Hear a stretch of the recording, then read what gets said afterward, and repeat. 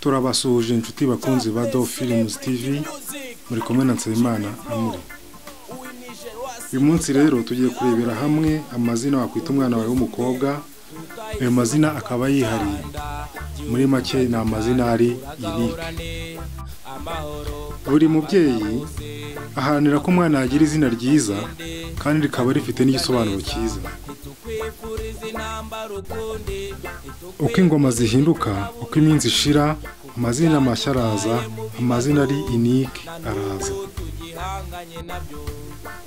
Iyo umwana afite izina ryihariye, biroroha kwimenya iyo ahamagawe igihe ari mu bandi.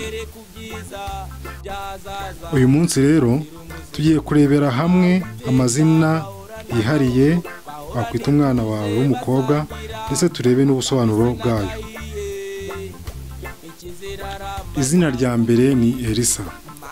Elisa ni izina rikomoka mu Budage cyangwa se muri Germany. Rihabwa umwana w'umukobwa akenshi iyo ari imfura, rikaba risobanura wasezeranywe n'Imana. Izina rya kabiri ni Megara. Ni izina rikomoka mu Bubiligi, waryita umwana wawe w'umukobwa. Ubona ko afite ubwiza budasanzwe ndetse zakorana ubwo bwiza, rikaba risobanura icyiza cyangwa se ibyiza. Izina rya gatatu akaba ari Nova. Nova ni izina ushobora guha umukobwa cyangwa se umuhungu, rikomoka mu Balatini, rikaba risobanura igishya cyangwa se umushya. Izina rya kane ni Juno. Juno ni izina ushobora guha umukobwa w'igitangaza, ubona ko afite imyitwarire idasanzwe kandi itazagusebesha. Iri zina rikaba risobanura umwamikazi w'ijuru. Izina Juno risobanuye umwamikazi w'ijuru. Izina rya gatanu ari naryo tugiye gusorezaho uyu munsi ni izina rya Willow.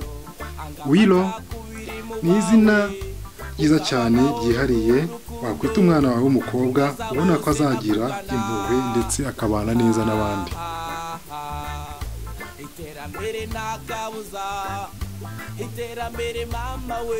Iri zina Willow rifite inkomoko mu bihugu bikoresha Icyongereza nka USA na UK.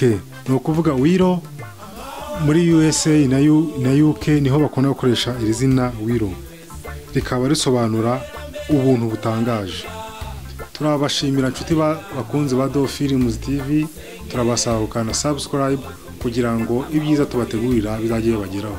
Mugire umunsi mwiza. Ciao ciao.